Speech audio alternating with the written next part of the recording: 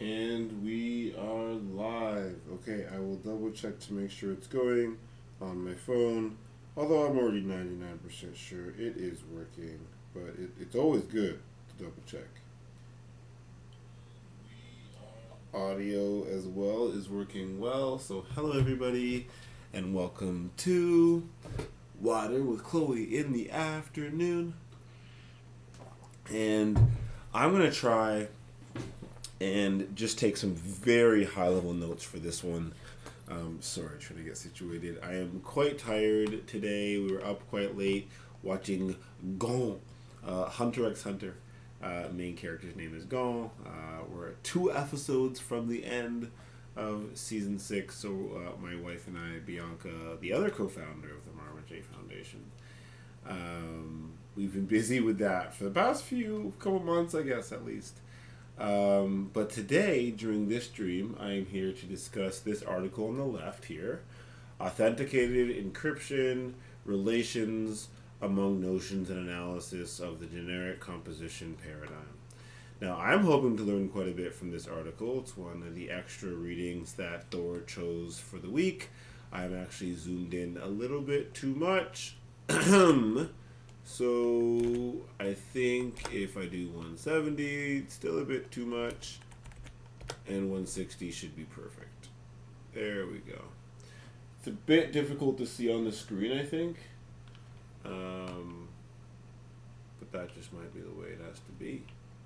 I might be able to come over a bit. So much extra white space. Let's see how this works. Hey, pretty good. Okay, so I am Chloe, co-founder of the Marmaduke Foundation, lead of the Marmaduke Research DAO, and in this position, I guess, or for this, I tangibly try and support the cryptography ecosystem by participating and supporting the crypto engineering study group, and it's centered around doing this or participating in Rust, which is the programming language used for the study group. A lot of what I focus on, I'm not a Rust master by any means, is more the theory, sometimes the math, although I'm not very good at math either. Working on it.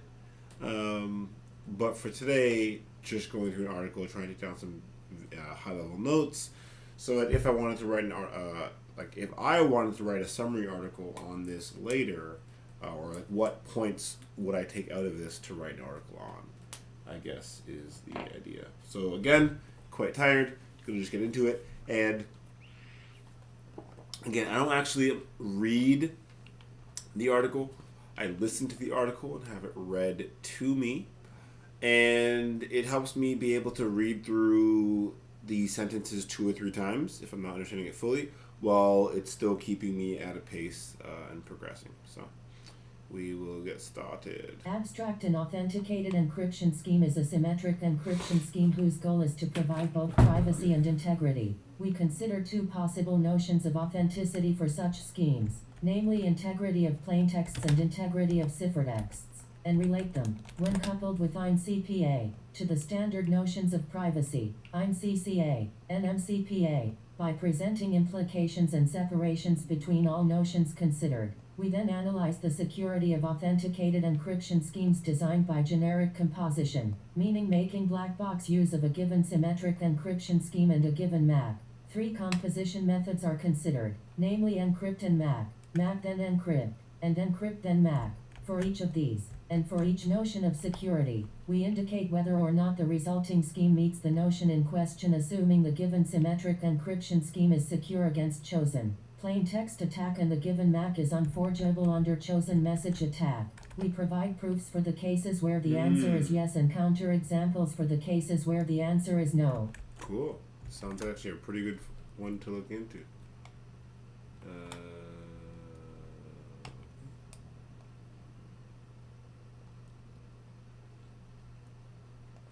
I'm going to skip that.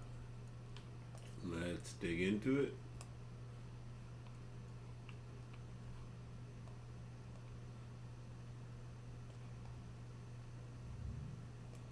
We use the term authenticated encryption scheme to refer to a shared key-based transform whose goal is to provide both privacy and authenticity of the encapsulated data. In such a scheme, the encryption process applied by the sender takes the key and a plain text to return a cipher text, while the decryption process applied by the receiver takes the same key and a cipher text to return either a plain text or a special symbol indicating that it considers the cipher text invalid or not authentic. The design of such schemes has attracted a lot of attention historically. Many early schemes, based on adding redundancy to the message before CBC encrypting, were broken. Today, authenticated encryption schemes continue to be the target of design and standardization efforts. A popular modern design paradigm is generic composition, where a privacy-only symmetric encryption scheme, for example a block cipher mode of operation like CBC, is combined with a message authentication, MA scheme, for example, HMAC, or CBC MAC. The goal of symmetric encryption is usually viewed as privacy, but an authenticated encryption scheme is simply a symmetric encryption scheme meeting additional authenticity goals.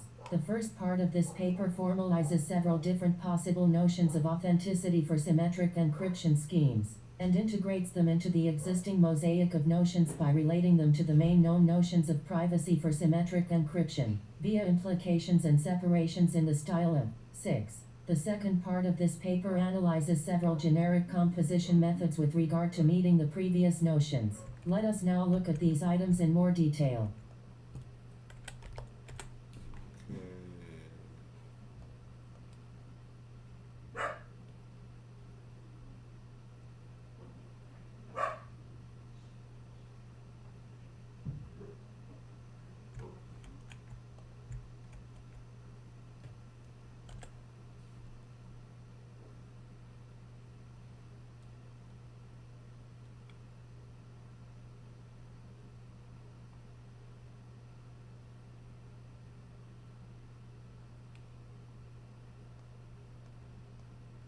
Is it actually saying a style of something?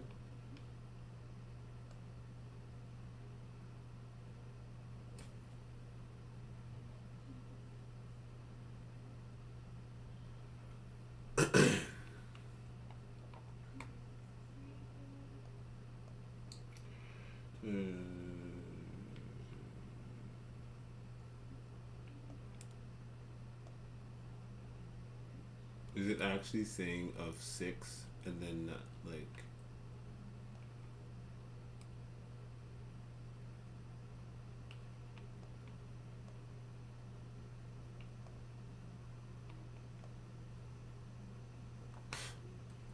okay.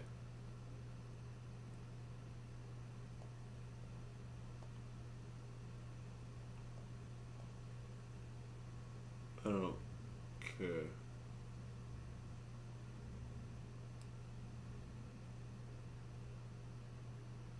And then it says style of, and then it like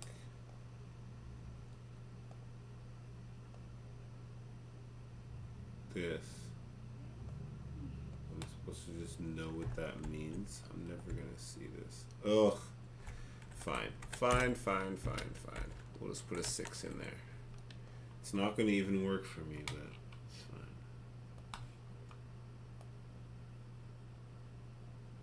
Lots of fun math in there.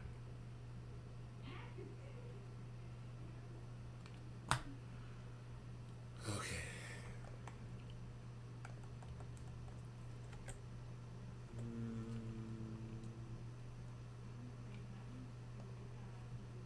I guess I do like keeping the numbers there.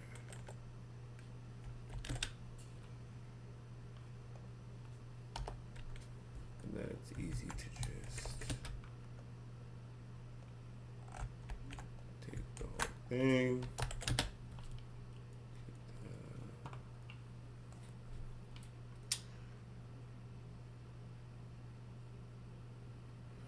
See, chosen plain text, chosen ciphertext, chosen plain text, chosen, and then ind, and then nm, indistinguishability, non-malleability. Cool.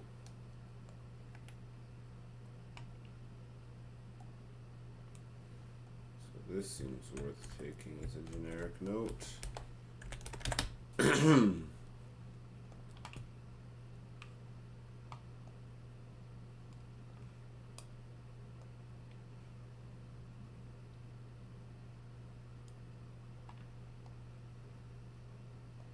Privacy goals for symmetric encryption schemes include indistinguishability and non-malleability, each of which can be considered under either chosen plaintext or adaptive, chosen ciphertext attack, leading to four notions of security we abbreviate INCPA, INCCA, NMCPA, NMCCA. The original definitions were in the asymmetric setting, 26, 25, 42, 21. But can be lifted to the symmetric setting using the encryption oracle-based template of 5. The relations among these notions are well understood. 6. 21. 33. We consider two notions of integrity. We use the terms authenticity and integrity interchangeably. For symmetric encryption schemes, integrity of plaintexts requires that it be computationally infeasible to produce a ciphertext decrypting to a message which the sender had never encrypted, while integrity of ciphertexts requires that it be computationally infeasible to produce a ciphertext not previously produced by the sender, regardless of whether or not the underlying plaintext is new. In both cases, the adversary is allowed a chosen message attack. The first of these notions is the more natural security requirement, while the interest of the second, stronger notion is perhaps more in the implications we discuss below. These notions of authenticity are by themselves quite disjoint from the notions of privacy. For example, sending the message in the clear with an accompanying strong MAC achieves but no kind of privacy. To make for useful comparisons, we consider each notion of authenticity coupled with INCPA, the weakest notion of privacy, namely the notions on which we focus for comparison purposes are INCPA and INCPA. Read as an. To make for useful comparisons, we consider each notion of authenticity coupled with indistinguishability, chosen plaintext attack. Namely the notions on which we focus for comparison purpose are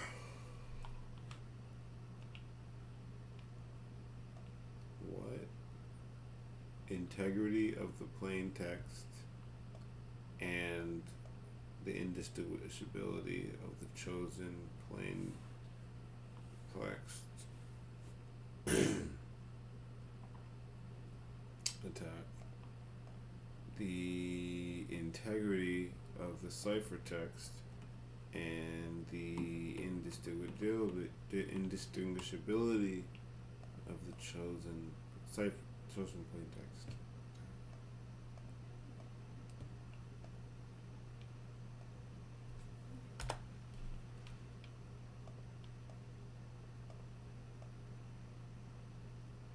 Sending a message in the clear with an accompanying strong MAC achieves integrity of the ciphertext, but no kind of privacy. That makes sense.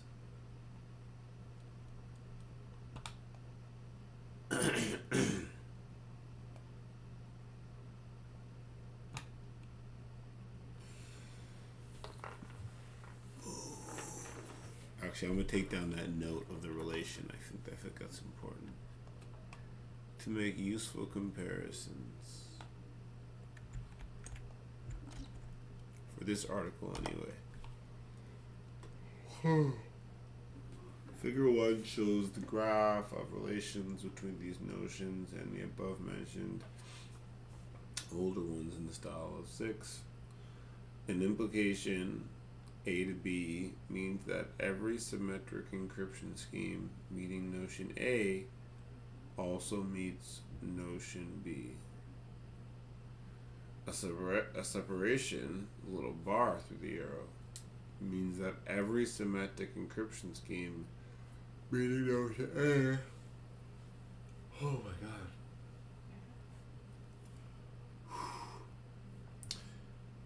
Meeting notion A, but not meeting notion B. So, indistinguishable ciphertext, chosen ciphertext attack. It's here, but not. There's no relation. That's confusing. This is under the minimal assumption that some scheme meeting notion A exists, since otherwise. Oh my gosh, the question is moot. I'm dying. I'm dropping off 15 minutes in. 3 streams a day is probably too much for me.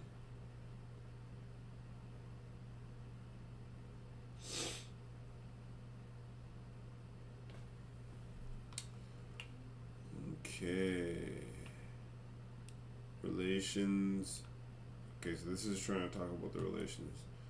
Oh, this time I can't just copy and paste the thing over.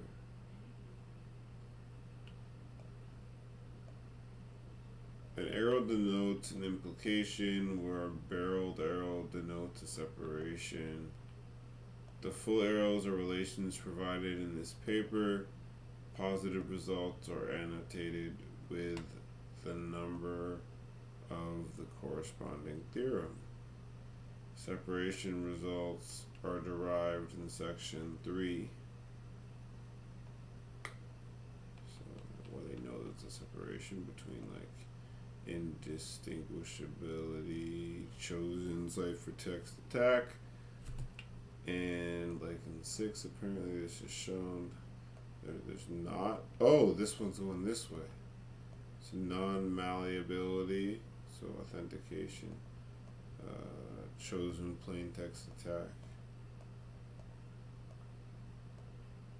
Interesting.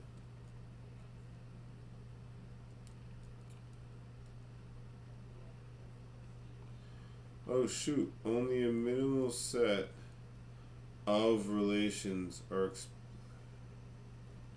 that's crazy. Explicitly indicated.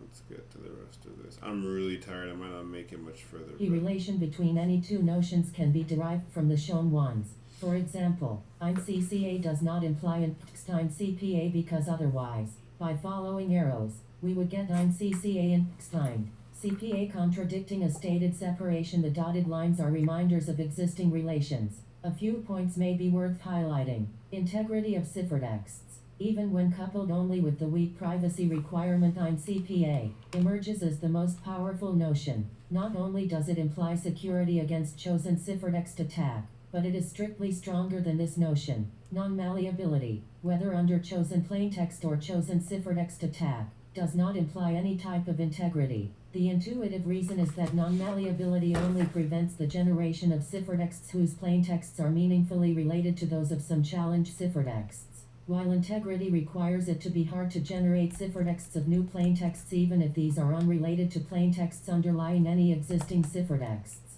Finally, integrity of plaintexts does not imply integrity of ciphertexts. Okay. I'm understanding most, but this is confusing crap nuggets. Okay. I think this is the most important part though of this, is like integrity of ciphertext. So even when coupled only with the weak privacy requirement, indistinguishability, and then chosen plain text attack secure, emerges as the most powerful notion. Not only does it imply security against chosen ciphertext attack, because your chosen plain text is secure, but it is strictly stronger than this notion. Non-malleability. Oh, I'm going to take the whole note because it seems like it's like too. I don't need the whole note actually. It's a bit much. But I'll put it. Oops. Put it on a second line. Because again, if I was doing this, like writing an article about this, I'd probably just start from this and not even take the bottom part and just write something else from that.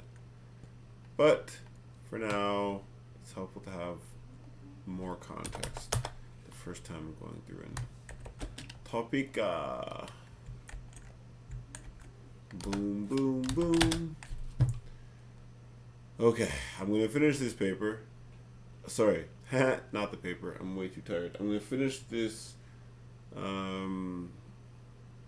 page, and I'm probably going to read more of it tonight, but for right now, I am just very tired. Not a good excuse, but need to get some more actual, like, exercises done. There are many possible ways to design authenticated encryption schemes. We focus in this paper on generic composition. Simply combine a standard symmetric encryption scheme with an MA scheme in some way. There are a few possible ways to do it, and our goal is to analyze and compare their security. The motivation, as we will argue, is that these obvious methods, as often the case in practice, remain the most pragmatic from the point of view of performance and security architecture design. Generic composition. Assume we are given a symmetric encryption scheme SE whose encryption and decryption algorithms we denote by E and D, respectively. Typically this will be a block cipher mode of operation such as CBC or CDR. Also assume we are given a message authentication scheme MA whose tagging and tag verifying algorithms we denote by T and V, respectively. Possibilities include the CBC MAC, HMAC, 4, or UMAC. 15. We assume the encryption scheme meets the weakest notion of privacy, namely INCPA. This is an appropriate assumption because standard modes of operations such as CBC and CDR do meet the notion. 5. But do not meet stronger notions. We assume the MA scheme meets a notion of unforgeability under chosen message attack. We will consider both a weak and a strong version of this notion. Standard constructs such as HMAC and CBC MAC meet both. 7. 4. 3. We want to compose, meaning, appropriately combine. Nice. I'm gonna try and be lazy. I don't think it's supposed to be just $, $. But yeah, oh my god, it looks terrible. Okay.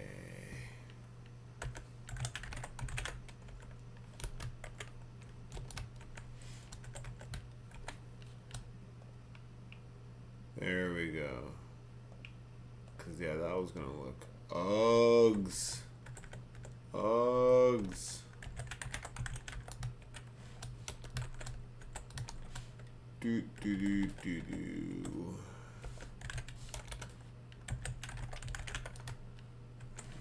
Uggs.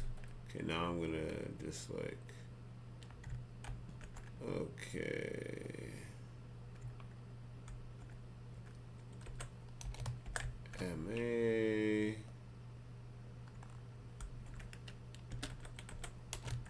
T V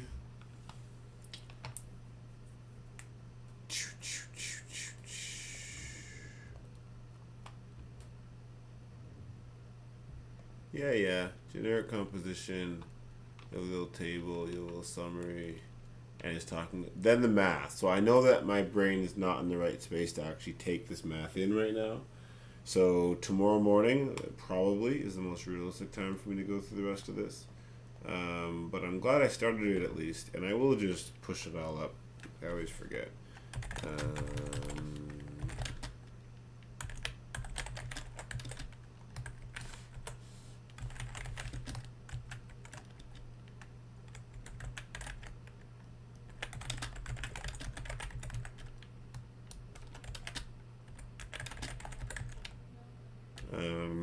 And I should do more like Rust stuff or something later on today. I actually wanted to do a stream called like coding with OpenAI or Open Chat GTP or whatever. Let's see. Give push. Awesome sauceum. So yeah, that stream is pretty much over. I'll try and just quickly. So I mean, let's go to. What? Where are you? Ah, I don't have it here.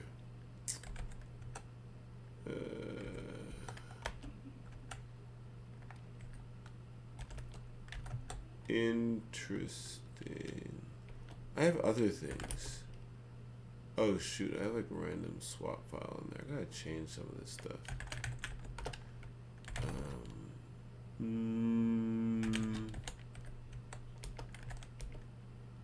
Oh, I thought I had. Maybe I have to. I mean, this is kind of like a play computer, but.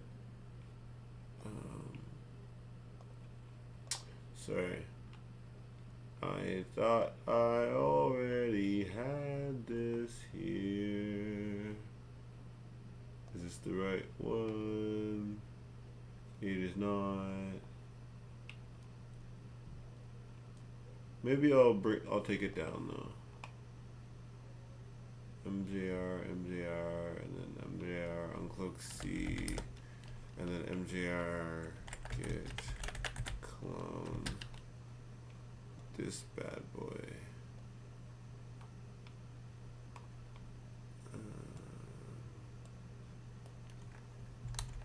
Whoops, mother butt.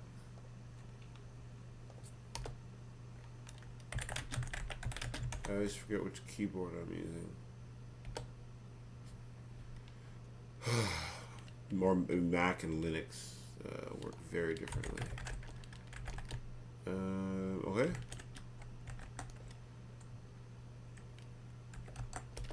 There you go.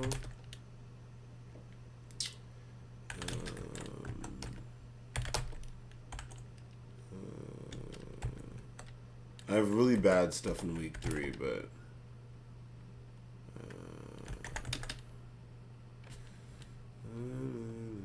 I gotta definitely zoom in here too, so 1 second. Is that big enough for y'all? I think so.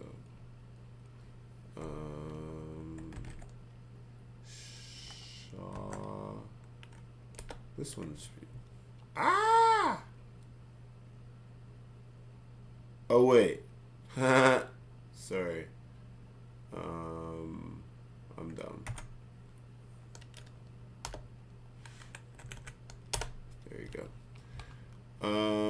So I have all this like extra and crate stuff, which I actually don't want. If I go into my Discordia and I go down to like my notes, I should see some note here being like, don't use extra and crate, obsolete. Also not using OpenSSL anymore, and then I need to write some tests. So I'm not going to do this right now. I'm so tired. But one thing I did want to try and do is start using this. So it'd be like, it's pretty simple.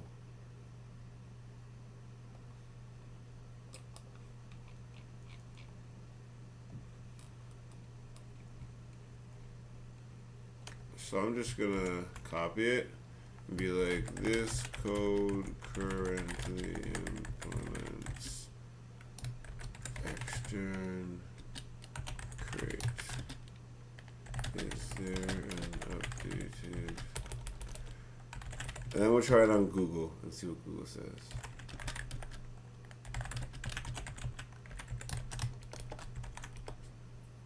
What? Oh my gosh, it did the whole thing. Never mind. I might just have to open it in, I don't know why it's being like that. Let's see if it does it again. No, see? It's doing that weird thing where it, how do you copy? I'm so bad at, you know what? I'm just gonna.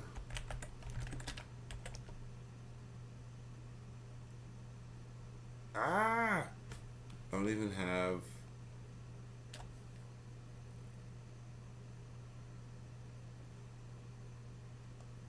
VS Code installed. I do have VS Code installed. I just didn't feel like, okay, I don't build anything on this computer, on this machine. I just want to, oh my gosh, don't save, I don't care. This stuff is so old. Honestly, I just wanted to run something quickly, man. And this I gotta work on too, getting my research, engineering, exercises, week 3. I just want to quickly take this. Because, for example, right, you're using at extern create hex, and then in cargo toml, you have hex, right? So let's just refresh, and then let's say something like something basic, and just be like, I don't like having to put the whole code in there, but let's just say I did.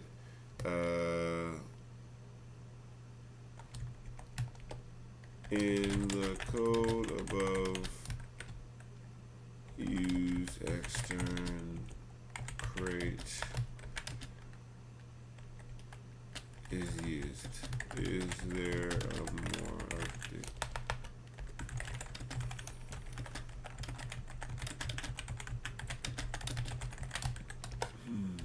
Let's see what it says. My stomach hurts. I'm curious what it spits out.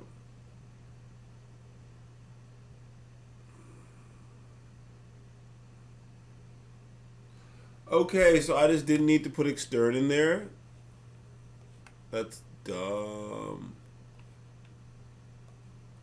Okay, so basically,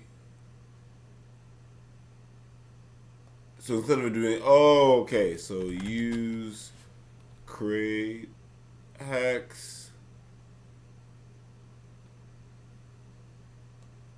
Oh shoot, and I'm already using OpenSSL up here. Ha ha ha. Kind of forgot that I did this, to be fair.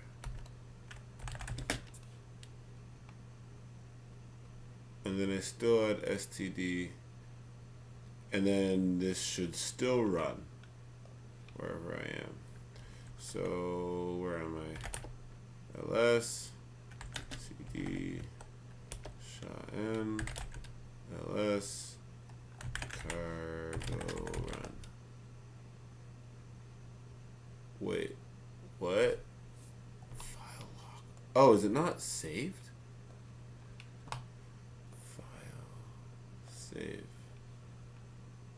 I don't know why there'd be a file lock unless I'm doing something else with it.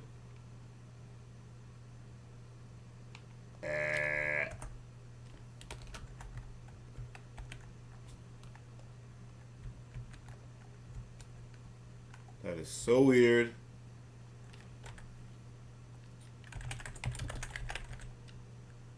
This is the correct one, right? VS Code -n.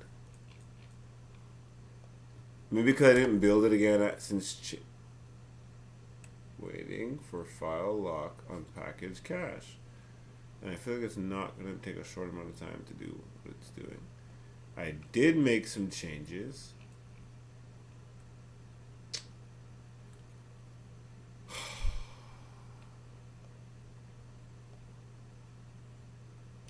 Let's see what Google... Alright, let's try the AI. Fine. What? Don't do that to me. I could just use Google like I normally would, but I'll say I got this error while trying to run my Rust program. Oops, and I forgot to put the error. Oh no, I put it in.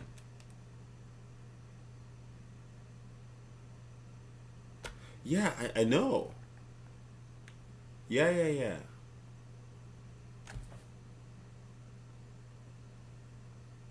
Ooh, manually.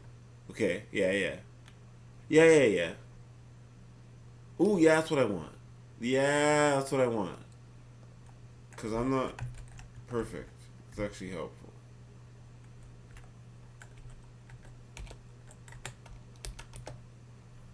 What?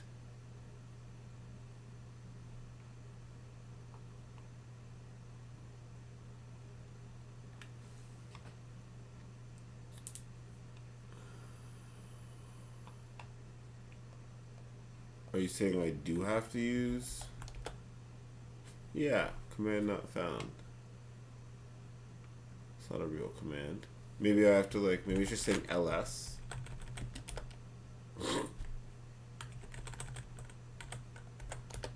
See, this is why Google's better sometimes.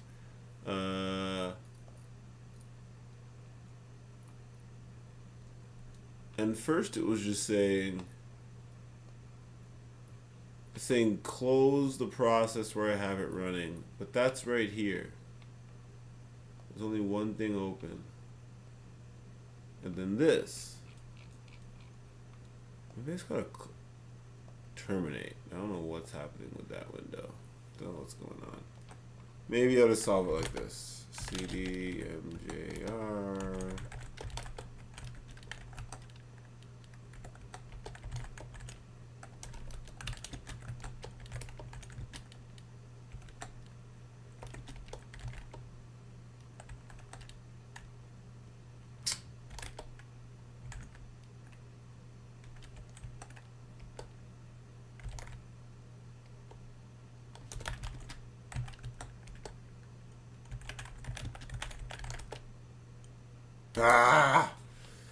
Okay, I'm just gonna close this one and see if that works. Nope. So I have to manually do it. Grr. That's not fun. But I guess I'll do it anyway. Sounds like a fun little thing to do for now to end the stream, since it has to be done anyway. So that's not even working.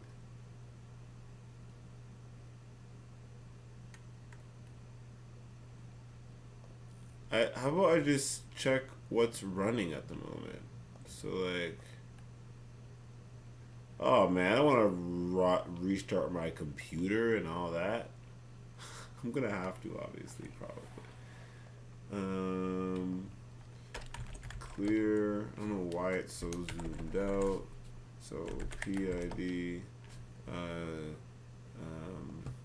How do I check? See, Google would be faster for this. Running processes Linux. I'll see how. Okay, yeah. Yeah, and then it would just be like the first thing. Why is it? This is not the command I normally use, I don't think, because this shows me too much stuff. But it was saying, yeah, I like only see running process. Grr. Grr. Grr. I'm looking through it way too quickly, actually.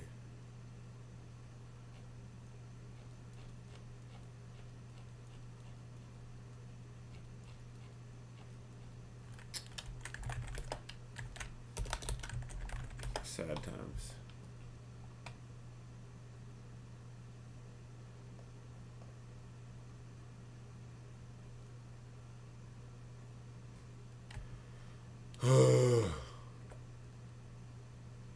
Such a pain. Probably just restart my computer and it'll all work. But I don't know why it's not working, which is sad. Is it really gonna make me? Okay.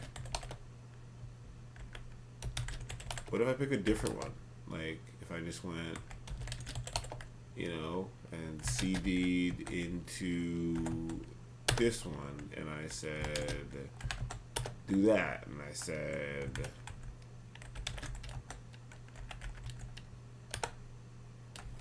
oh, so it's Rust entirely on this machine. It's just having a hard time. And yeah, see?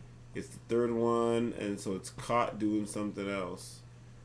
And I'm going to have to restart my computer or figure out how to find and kill the process, which, find Rust process and get it. I mean, I could probably just literally do this, maybe even too.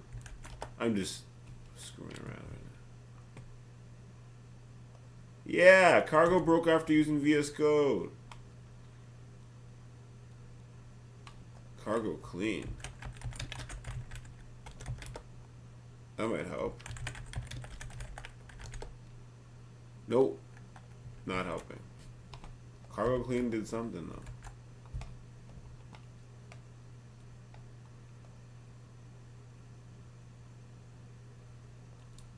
Man, that's not helpful. Also not helpful.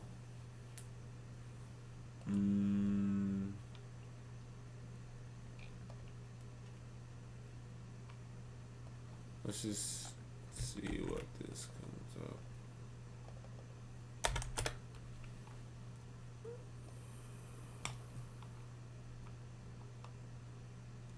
Yeah, I'm on a Mac too. Yeah, I tried that. Does not fix the I have to remove my cargo. Some dot. When you run two compilations of the same project at the same time, the compiler uses a lock file to avoid having database issues. If you ran two compilations yourself, you need to cancel one of them. I didn't do this. I don't think so. Uh-oh.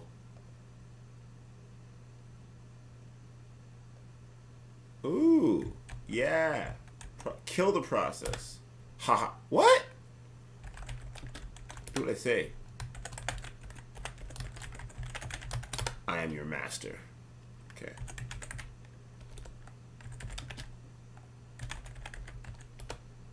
Ah. Oh my gosh. And people keep saying this. Just remove the lock. I'm gonna do it. I'm gonna do it. You don't think I'll do it? RM.RF. Yeah. Oh shoot! How do you do it? Yes to all again? All right, they did it already. Okay, I'm probably gonna restart the computer though, so it's fine.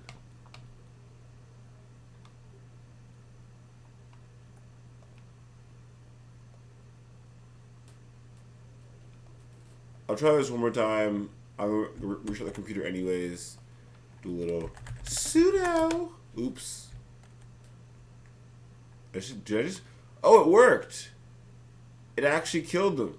Did I just sudo p kill? That was really weird. Yes. So I had to actually. The first one was sudo ps kill rls, but with no cargo at the end. Yeah. Sudo p kill rls. What rust?